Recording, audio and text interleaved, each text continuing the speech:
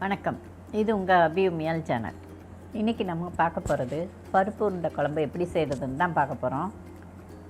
இது நல்ல ஹெல்த்தியான ரெசிபி. இது உடம்புக்கு ரொம்ப நல்லது. எப்பயும் சாம்பார் புளிக்குழம்புன்னு வைக்கிறப்போ பருப்பு உருண்டை குழம்பு வச்சோம்னா கொஞ்சம் வித்தியாசமான டேஸ்ட்டில் ரொம்ப நல்லாயிருக்கும்.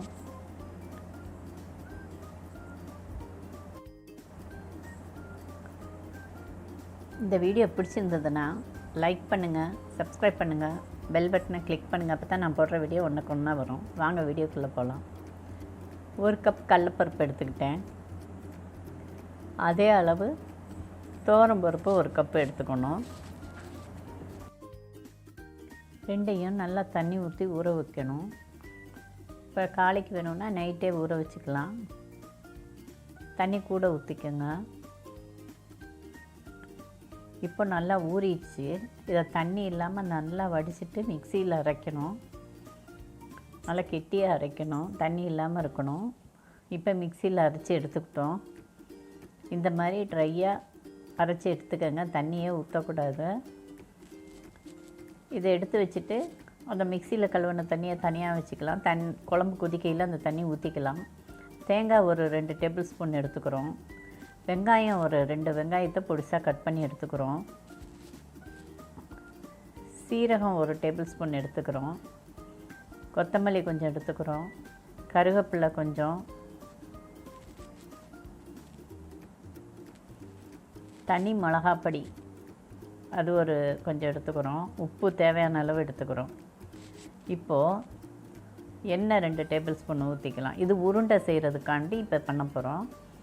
எண்ணெய் 2 டேபிள் ஸ்பூன் ஊற்றிட்டு அதில் சீரகம் போட்டுட்டு அது கொஞ்சம் இதான ஒன்று நல்லா வெடிக்கட்டும். வெடித்ததுக்கப்புறம் கட் பண்ணி வச்சுருக்கிற வெங்காயத்தில் பாதியை போட்டால் போதும். ஒரு வெங்காயம் போட்டால் போதும். மீதி ஒரு வெங்காயம் நம்ம குழம்புக்கு தேவை. அதனால் அந்த ஒரு வெங்காயத்தை போட்டு நல்லா வதக்கிக்கணும்.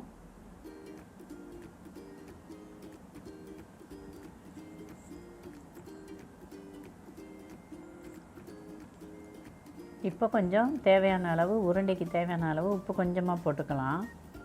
போட்டு நல்லா வதக்கிக்கணும். இதோட தேங்காய் கொஞ்சம் சேர்க்குறோம். தேங்காயும் போட்டு கொஞ்சம் நல்லா வதக்கணும்.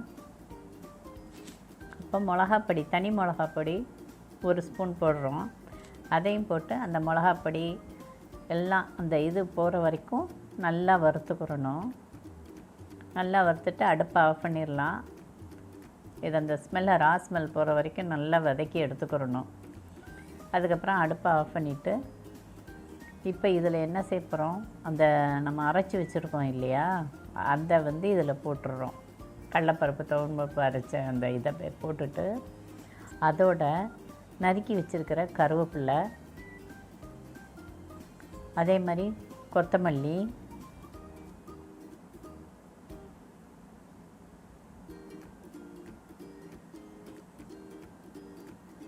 போட்டு எல்லாத்தையும் ஒன்றா போட்டு பிசைஞ்சு கிளறணும். நல்லா எல்லாம் ஒன்றா சேரணும், எல்லா பக்கமும் சேரணும்.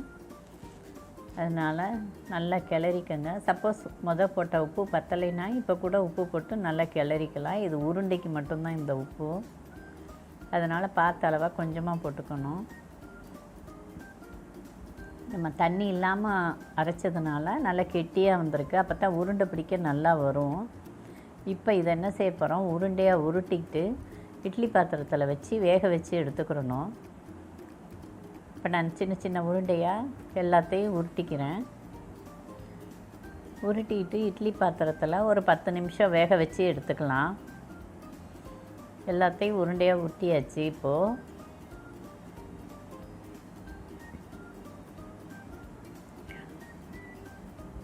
இட்லி பாத்திரத்தில் வச்சு ஒரு 10 நிமிஷம் வேகட்டும். இப்போ இது தாளிக்கிறதுக்கு குழம்பு தாளிக்க எடுத்துக்கிறோம். சீரகம் 1 டீஸ்பூன்னு,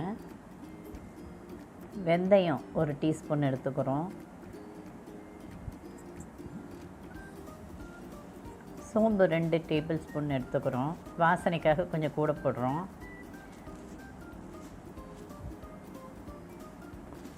வெங்காயம், அந்த 2 வெங்காயத்தில் ஒரு வெங்காயம் இருக்கு இல்லையா, அதை கட் பண்ணதை இதுக்கு வச்சுக்கிறோம் குழம்புக்கு. தக்காளி 1 கட் பண்ணிக்கிறோம்.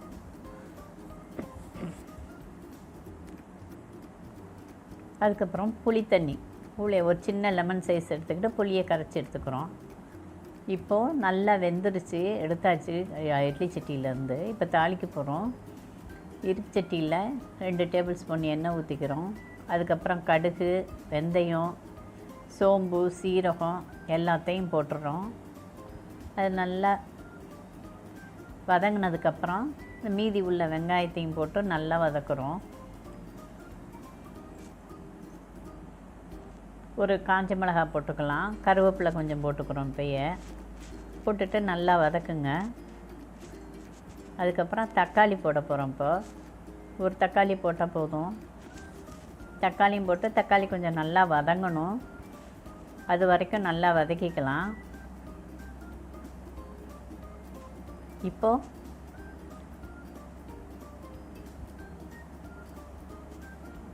பாருங்கள், அந்த உருண்டை உடையாமல் நல்லா வந்திருக்கு. இப்போது நம்ம அந்த வதக்கிற வெங்காயம் தக்காளியில் இஞ்சி பூண்டு பேஸ்ட்டு ஒரு ஸ்பூன் போட்டு அதையும் நல்லா வதக்கிக்கிறோம்.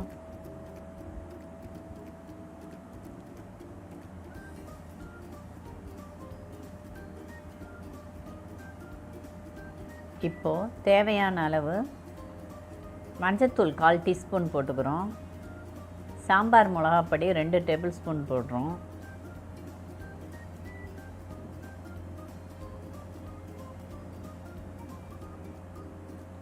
அதுக்கப்புறம் தனி மிளகாப்பொடி அது ஒரு டேபிள் ஸ்பூன் போடுறோம்.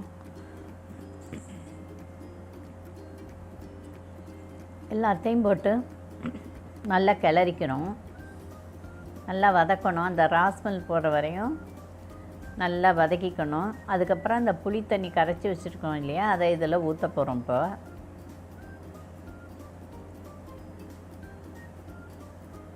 புளி தண்ணியை ஊற்றி நல்லா கொதிக்க விடுங்க. இது குழம்புக்கு வேண்டிய அளவு உப்பு இப்போ போட்டுறோம். தேவையான அளவு உப்பு போட்டு அது நல்லா கொதித்து வரட்டும்.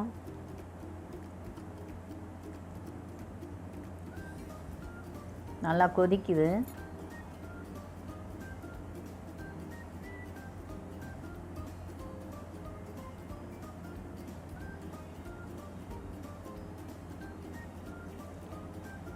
இப்போ நல்லா கொதித்து வரப்போ நம்ம வேக வச்ச உருண்டையெல்லாம் ஒவ்வொன்றா உள்ளே போட்டுடுறோம்.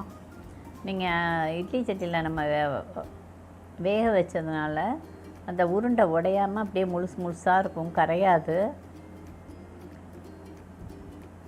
இப்போ அந்த உருண்டையில் குழம்பெல்லாம் சேரட்டும். அது நல்லா சேர்ந்ததுக்கப்புறம் ஒரு 2 டேபிள் ஸ்பூன் தேங்காய் எடுத்து வச்சுருக்கோம்ல, அது பாலாக எடுத்து கொஞ்சம் கொதிக்க விடலாம். இது டேஸ்ட்டுக்கு தான், இது நல்லா டேஸ்ட்டு கொடுக்கும் தேங்காய் பால். அடுப்பை ஆஃப் பண்ணிவிட்டு இறக்க போகையில் ஒரு 2 டீஸ்பூன் எண்ணெய் ஊற்றிட்டு கொஞ்சம் கொத்தமல்லியும் ஊற்றி இறக்கிடலாம். அவ்வளோதான், உருண்டை குழம்பு ரெடி. உங்களுக்கு இந்த வீடியோ பிடிச்சிருந்ததுன்னா லைக் பண்ணுங்கள், சப்ஸ்கிரைப் பண்ணுங்கள். நீங்களும் வீட்டில் இதை செஞ்சு பாருங்கள். எப்படி வந்திருக்குன்னு செஞ்சு பார்த்துட்டு கமெண்ட்டில் சொல்லுங்கள்.